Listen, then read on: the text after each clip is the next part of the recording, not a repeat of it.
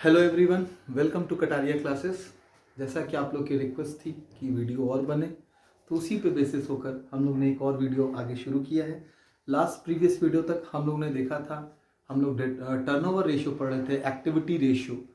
Activity ratio में हम लोग ने 4 रेशियो की बात की थी: debtor turnover, creditor turnover, stock turnover और वर्किंग कैपिटल रेशियो, जिसमें से शुरू के 2 रेशियो हम लोग ने लास्ट वीडियो में देखे हुए हैं, पढ़े हुए हैं। अब आगे कंटिन्यू करते हैं। हमारा नेक्स्ट जो रेशियो होगा, ट्रेड पेबल टर्नओवर रेशियो। अब सबसे पहले इंपॉर्टेंट चीज ये है कि इसमें हम ट्रेड पेबल को समझ लें कि ट्रेड पेबल क्या है। ट्रेड पेबल मतलब हमारी करंट लायबिलिटी। ट्रेड पेबल का मतलब करंट लायबिलिटी, जिसे विद इन अकाउंटिंग ईयर हमें पेमेंट करना है एक साल के अंदर। ठीक, ट्रेड पेबल के अंदर हम 2 चीजों को रखते हैं, एक क्रेडिटर और दूसरा बिल पेबल। ट्रेड पेबल के अंदर हम 2 चीजों को रखते हैं, क्रेडिटर एंड बिल्स पेबल, यानी लेनदार और देयबिल। इन 2 चीजों को हम रखते हैं। अब रिलेटेड करें, अगर क्वेश्चन हम देखें फॉर्मूला, तो हमारा ट्रेड पेबल टर्नओवर रेशियो का फॉर्मूला होगा नेट क्रेडिट परचेज। जैसे डेटा टर्नओवर या ट्रेड रिसेबल टर्नओवर जब हम पढ़ रहे थे, तो वहां पे हम कह रहे थे रिसीव करना है, रिसेबल है, तो रिलेट करेंगे किससे? क्रेडिट सेल से। तो क्रेडिटर हो या बिल्स पेबल हो, ये कैसे जनरेट होगा? ये होगा जब आप सामान क्रेडिट पर क्या करोगे? खरीदोगे। अगर आप गुड्स क्रेडिट पे परचेज कर रहे हो, क्या चीज खरीद रहे हो? गुड्स खरीद रहे हो। अगर क्रेडिट पे गुड्स खरीद रहे हो, उधार खरीद रहे हो, तो उसको हम क्या कहेंगे? ट्रेड पेबल बोलेंगे। उसमें क्रेडिटर भी आएंगे या बिल्स पेबल भी आएंगे।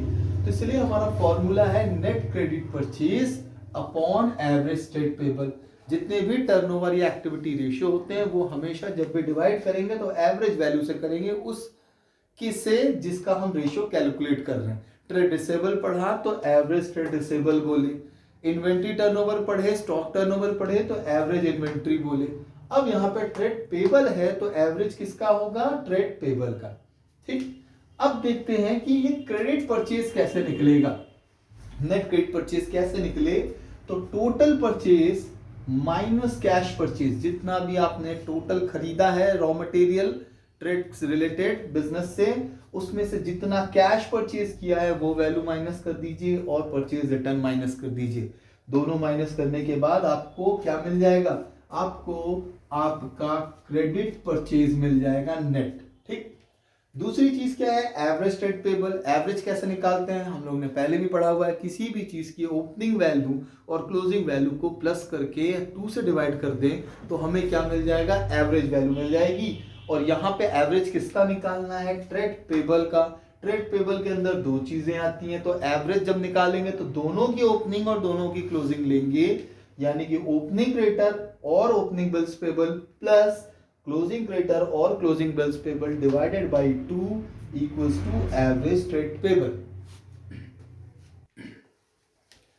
अब हमारा नेक्स्ट रेशियो होगा वर्किंग कैपिटल टर्नओवर रेशियो। सबसे पहले अगर हम बात करें वर्किंग कैपिटल क्या होती है, बिजनेस को स्टार्ट करने के लिए जो सबसे पहले इनिशियल कैपिटल लगती है उसे हम फिक्स कैपिटल कहते हैं। देखिए, बिजनेस में 2 तरह की कैपिटल की रिक्वायरमेंट्स होती है, एक फिक्स कैपिटल और एक आपकी वर्किंग कैपिटल। फिक्स कैपिटल क्या है? जितना पैसा बिजनेस के स्टार्टिंग में इनिशियल स्टेज में हम मशीनरी, लैंड या इन शॉर्ट हम कहें फिक्स एसेट्स पे हम खर्च करते हैं, स्थायी संपत्तियों पर, उसको हम कहते हैं फिक्स इन्वेस्टमेंट। यानी ठीक है, दूसरी इन्वेस्टमेंट जो चाहिए होती है, दूसरी कैपिटल जो चाहिए, वो वर्किंग कैपिटल चाहिए। बिजनेस में फिक्स इन्वेस्टमेंट के अलावा कुछ डेली के खर्चे भी होते हैं, जैसे स्टाफ को सैलरी देना, नॉर्मल रूटीन एक्सपेंडिचर। तो उन एक्सपेंडिचर्स को करने के लिए जो डेली के खर्चे हैं, रेगुलर एक्सपेंसेस हैं, उन एक्सपेंसेस को करने के लिए हमें एक कैपिटल चाहिए होगी, जिसे हम वर्किंग कैपिटल, चलाने के लिए, व्यापार को ऑपरेट करने के लिए जो कैपिटल चाहिए, दैट इज वर्किंग कैपिटल।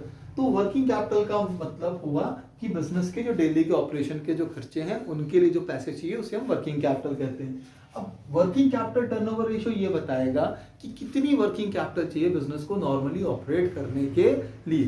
तो उसका रेशियो फॉर्मूला क्या है? नेट सेल बोले या रेवेन्यू फ्रॉम ऑपरेशन बोले।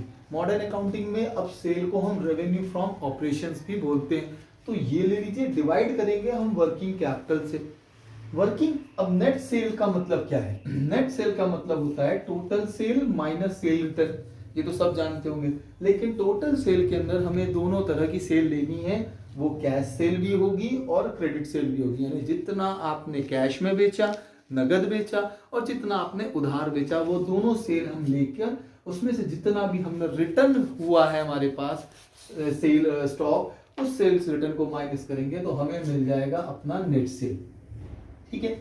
दूसरी चीज जो हमें चाहिए वर्किंग कैपिटल फॉर्मूले के लिए। वर्किंग कैपिटल क्या है? वर्किंग कैपिटल का फॉर्मूला ये तो सब जानते हैं कि current assets minus current liability, कि चालू संपत्तियों में से चालू दायित्व को माइनस कर देने पे जो डिफरेंस होगा that is working capital. But ये फॉर्मूला भी एक होता है कि शेयर होल्डर फंड प्लस, अगर सपोज देखिए, अगर क्वेश्चन में कभी हमें करंट एसेट्स नॉर्मली दिया होता है, करंट लायबिलिटी दिया होता है, हम निकाल सकते हैं। बट अगर हमें इन केस करंट एसेट्स और करंट लायबिलिटी ना दिया हो तो हम अपनी वर्किंग कैपिटल कैसे फाइंड आउट करेंगे? तो फॉर्मूला है share holder fund plus non current liability minus non current assets. यानी शेयर होल्डर फंड में नॉन करंट लायबिलिटी को जोड़कर जो वैल्यू आएगी उसमें से हम माइनस कर देंगे अपने नॉन करंट एसेट्स को। नॉन करंट एसेट्स में बोल रहा हूं, करंट एसेट्स की कोई बात नहीं कर रहे हैं। और नॉन करंट एसेट्स का मतलब होता है यहाँ पे फिक्स एसेट्स से। नॉन करंट एसेट्स का मतलब फिक्स एसेट्स से। ठीक। और आई होप कि आप ये चीज समझ पा रहे होंगे कि शेयर होल्डर फंड कैसे आएगा। मैंने प्रीवियस वीडियोस में जब मैं सॉल्वेंसी पढ़ा रहा था तो वहां पे मैंने एक चार्ट आपको बनाया था। उस चार्ट में मैंने सारी चीजें डिटेल में बताई थी कि शेयर होल्डर फंड कैसे कैलकुलेट होगा, नॉन करंट लायबिलिटी किसे कहते हैं। Non current liability means long term liability, इसको हम लॉन्ग टर्म लायबिलिटी भी बोल सकते हैं, लॉन्ग टर्म लायबिलिटी। ठीक। Non current liability means non long term liabilities भी बोल सकते हैं। तो शेयर होल्डर फंड में लॉन्ग टर्म लायबिलिटीज को जोड़कर करंट नॉन करंट एसेट्स यानी फिक्स एसेट्स को जब हम माइनस कर देंगे, यानी कि उसमें टेंजेबल इंटेंजेबल दोनों एसेट्स, तो जो डिफरेंस आएगा वो भी होगा हमारा वर्किंग कैपिटल। तो ये वर्किंग कैपिटल निकालने का मेरा दूसरा फॉर्मूला है। ठीक है। तो ये हुआ हमारा वर्किंग कैपिटल टर्नओवर रेशियो। जितने भी टर्नओवर रेशियो हैं हमेशा उसके आंसर पहले भी बताया है कि आंसर किस में आएंगे? टाइम्स में आएंगे। उनके आंसर किस में मिलेंगे? टाइम्स में मिलेंगे। तो ये हमारा कंप्लीट होता है यहां तक इन टर्नओवर रेशियो या एक्टिविटी रेशियो। ठीक है। अब हम नेक्स्ट देखेंगे अगले आगे कि हम प्रॉफिटेबिलिटी रेशियो पे चलेंगे। फिलहाल इसको आप नोट कीजिए। चलिए नेक्स्ट रेशियो, अब एक्टिविटी टर्नओवर रेशियो खत्म करने के बाद अब हम पढ़ेंगे प्रॉफिटेबिलिटी रेशियो। ये हमारा चौथा रेशियो होगा। हमने अपने टोटल रेशियो को 4 पार्ट में डिवाइड किया था। पहला हमने पढ़ा था लिक्विडिटी, दूसरा solvency, third one activity turnover, और fourth and last but not least profitability ratio. Business की ये 4 पोर्शंस, 4 रेशियो बिजनेस के 4 सेगमेंट्स को बताते हैं, जिसमें से एक प्रॉफिटेबिलिटी रेशियो का होगा। प्रॉफिटेबिलिटी रेशियो कैलकुलेट क्यों करते हैं? सबसे इंपॉर्टेंट चीज, कैलकुलेट करने का मेन मकसद या पर्पस है कि हमने जो बिजनेस में पैसे इन्वेस्ट किए हैं, बिजनेस में जितना पैसा इन्वेस्ट किया है, क्या इन्वेस्टमेंट पे हम एडिक्वेट या सफिशिएंट रेट से पैसे वापस रिटर्न आ रहा है या नहीं। सपोज मैंने एक बिजनेस स्टार्ट किया, एक कोचिंग स्टैब्लिश की, कोचिंग में 1 करोड़ 50 लाख 10 लाख का इन्वेस्टमेंट किया, और उस कोचिंग से अब मंथली मैं हर महीने 10,000 रुपए या 20,000 रुपए अगर कमा रहा हूं, तो 10 लाख लगाने के बाद अगर मैं 20,000 30,000 40,000 कमा रहा हूं, तो क्या मेरा जो रिटर्न आ रहा है क्या वो सफिशिएंट है? ये रेशियो कैलकुलेट करके हमें ये पता चल जाएगा कि अगर मेरा रेट ऑफ रिटर्न एडिक्वेट है तो बिजनेस को आगे कंटिन्यू करना चाहिए। अगर रेट ऑफ रिटर्न हमारा कम है तो उस बिजनेस को करना, आगे कंटिन्यू करना जरूरी नहीं है। ऐसे बिजनेस में प्रॉफिटेबिलिटी हमारी कम है, तो ऐसे बिजनेस को शट डाउन कर देना, बंद करना ही ज्यादा अच्छा है। ठीक। तो ये रेशियो से हमें ये चीजें पता चलती है प्रॉफिटेबिलिटी के बारे में, प्रॉफिट परसेंटेज के बारे में। इससे हम ग्रॉस प्रॉफिट, इसमें क्या क्या रेशियो निकालेंगे, हम 5 रेशियो में बेसिकली पढ़ते हैं मेन में। Gross profit ratio, net profit ratio, operating ratio and operating profit ratio. अभी मैं इस पे आता हूं। और last one return on investment, या इसे रिटर्न ऑन कैपिटल एम्प्लॉयड या रिटर्न रेट ऑफ रिटर्न भी बोलते हैं। अगर हम फर्स्ट रेशियो की बात करें नंबर 1, तो ये रेशियो हमारा ग्रॉस प्रॉफिट रेशियो है। आप सभी ने 11th 12th कहीं ना कहीं पे ग्रॉस प्रॉफिट के बारे में सुना है, पढ़ा है। ग्रॉस प्रॉफिट बिजनेस के मैन्युफैक्चरिंग कॉस्ट से रिलेटेड प्रॉफिट को बताता है कि गुड्स को बनाकर अगर बेचें, सिर्फ कॉस्ट एलिमेंट, उसमें अभी हमने इनडायरेक्ट एक्सपेंसेस, इनडायरेक्ट इनकम्स को ऐड नहीं किया हुआ है, एडजस्ट नहीं किया हुआ है। बनाकर अगर बेचने पे हमें एस्टिमेटेड प्रॉफिट कितना होगा, उसे ग्रॉस प्रॉफिट रेशियो कहते हैं। और ग्रॉस प्रॉफिट और उसी से relevant ratio gross profit ratio. Next one is net profit ratio. Net profit हमारी एक्चुअल प्रॉफिट या एक्चुअल इनकम्स को बताएगा और उससे रिलेटेड रेशियो को हम नेट प्रॉफिट रेशियो कहेंगे। इससे ये कैलकुलेट करके इसको हम कंपेयर कर सकते हैं कि लास्ट प्रीवियस ईयर और इस करंट ईयर में हमें कितना परसेंटेज ऑफ नेट प्रॉफिट हुआ, और दोनों में हमारा परसेंटेज ये बता पाएगा। कंपेयर कर सकते हैं कि लास्ट ईयर के कंपेरिजन में इस ईयर करंट ईयर में हमें प्रॉफिट ज्यादा हुआ या प्रॉफिट हमारी कैपेसिटी कम हुई। इजीली हम फाइंड आउट कर सकते हैं दोनों से। फिर ऑपरेटिंग रेशियो। ऑपरेटिंग रेशियो हमें यह बताएगा कि बिजनेस के ऑपरेशन से रिलेवेंट हमारा रेशियो क्या है, हमारे एक्सपेंडिचर कितने हो रहे हैं, एक्सपेंडिचर कितने हो रहे हैं। क्योंकि अगर हाई ऑपरेटिंग रेशियो है, अगर हमारा ऑपरेटिंग रेशियो हाई है, तो हमारी जो अर्निंग कैपेसिटी होगी, नेट प्रॉफिट रेशियो क्या होगा, डिक्रीज हो जाएगा। हमेशा ध्यान रखेंगे कि अगर हमारा ऑपरेटिंग रेशियो हाई है तो हमारा जो अर्निंग प्रॉफिट है यानी नेट प्रॉफिट रेशियो है वो क्या होगा, डिक्रीज होगा। जितना ज्यादा ऑपरेटिंग रेशियो उतना कम नेट प्रॉफिट रेशियो, और जितना ज्यादा नेट प्रॉफिट रेशियो उतना कम हमारा ऑपरेटिंग रेशियो होगा। क्योंकि ऑपरेटिंग रेशियो में हम एक्सपेंडिचर की बात करते हैं, खर्चे की बात करते हैं कि कितना हम एक्सपेंस कर रहे हैं ऑपरेशन में। ज्यादा एक्सपेंसेस करने से ऑपरेटिंग रेशियो ज्यादा होगा और हमारा नेट प्रॉफिट कम हो जाएगा। दूसरा है operating profit ratio. Maximum time students confuse होते हैं ऑपरेटिंग रेशियो और operating ratio and operating profit ratio में। ये सिर्फ ऑपरेटिंग रेशियो है जो प्योर रिलेट करता है एक्सपेंसेस से, ठीक है, कि एक्सपेंस कितना कर रहे हैं बिजनेस को चलाने से, ऑपरेट करने से। और ये ऑपरेटिंग प्रॉफिट की बात बता रहा है। ऑपरेटिंग प्रॉफिट रेशियो ये बताएगा, इंडिकेशन देगा कि बिजनेस को ऑपरेट करने के बाद गुड्स को बेचकर कितना फाइनल एक्सपेंस, हमारा प्रॉफिट क्या है, ऑपरेटिंग प्रॉफिट कितना है, प्रॉफिट से रिगार्डिंग है। ठीक, जैसे नेट प्रॉफिट। तो अगर हम देखें तो सबसे पहले बिजनेस में अगर हम एक स्टेप बाय स्टेप चले तो हम पहले नंबर 1 पे इसको रख सकते हैं, ये एक नंबर 1। देन हम निकालेंगे अपना ऑपरेटिंग रेशियो, ये दूसरा पॉइंट होगा अगर हम पॉइंट वाइज चले। देन हम फिर निकालेंगे ऑपरेटिंग ऑपरेटिंग प्रॉफिट रेशियो, और लास्ट में हम कैलकुलेट करेंगे डी पॉइंट पे नेट प्रॉफिट रेशियो को।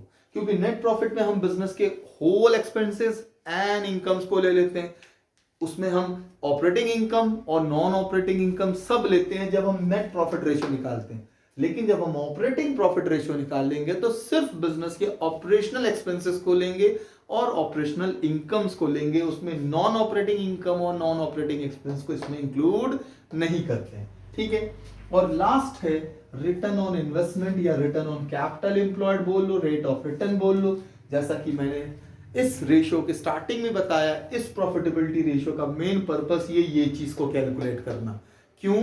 क्योंकि किस रेट से हम रिटर्न पा रहे हैं, पैसा लगाकर कितना पैसा वापस आ रहा है, ये जानना सबसे इंपॉर्टेंट है।